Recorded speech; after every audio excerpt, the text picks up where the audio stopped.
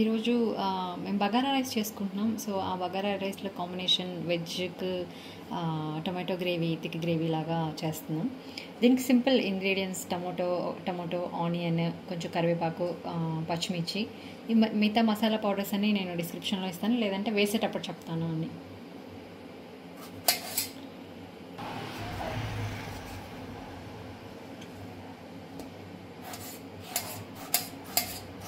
Okay, onion, tomato, పచ్చిమిర్చి ఇవన్నీ చిన్న చిన్నగా కట్ చేసుకోండి.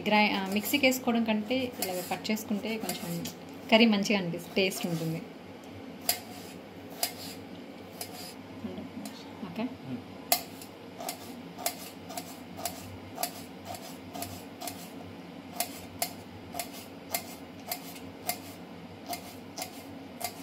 నేను కొన్ని చిన్న ఆనియన్స్ కూడా యాడ్ చేస్తున్నాను. టేస్ట్ బాగుంటుంది చిన్న ఆనియన్స్ వేస్తే.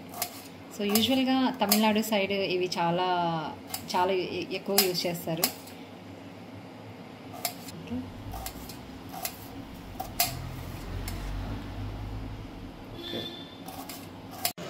సో స్టవ్ ఆన్ చేసుకుని కడాయి పెట్టుకోండి.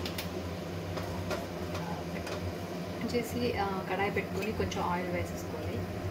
నేను ఈరోజు ఒక ఇద్దరికి సరిపడా చేస్తున్నానంటే ఎక్కువ చేయలేదు.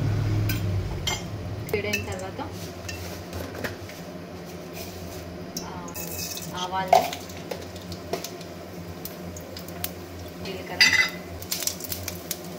జీలకర్ర, కరివేపాకు,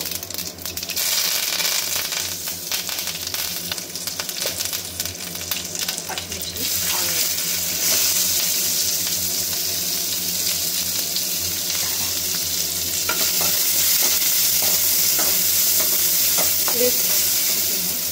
ఆనియన్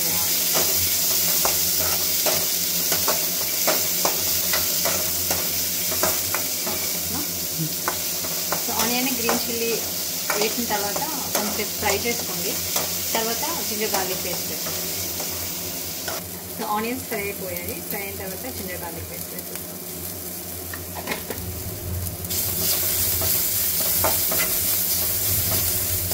గార్లిక్ పేస్ట్ ఫ్రై అయిన తర్వాత టమాటా యాడ్ చేసేసుకోండి.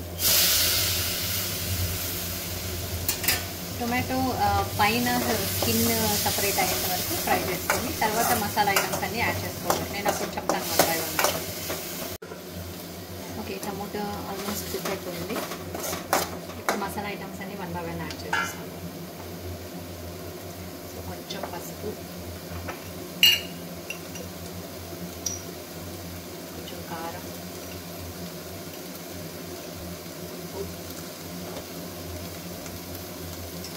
ధనియాల పొడి, కొంచెం గరం మసాలా,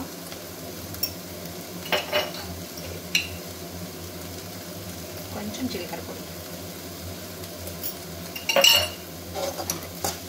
ఇవన్నీ మంచిగా మిక్స్ చేసుకొని కొంచెం సేపు మసాలా అంతా వేగిన తర్వాత కొంచెం వాటర్ వేసుకొని కుక్ చేసుకుందాం.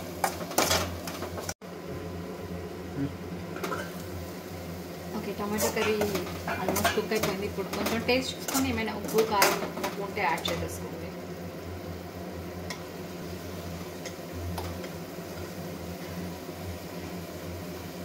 నాకు అన్నీ సరిపోయాయి.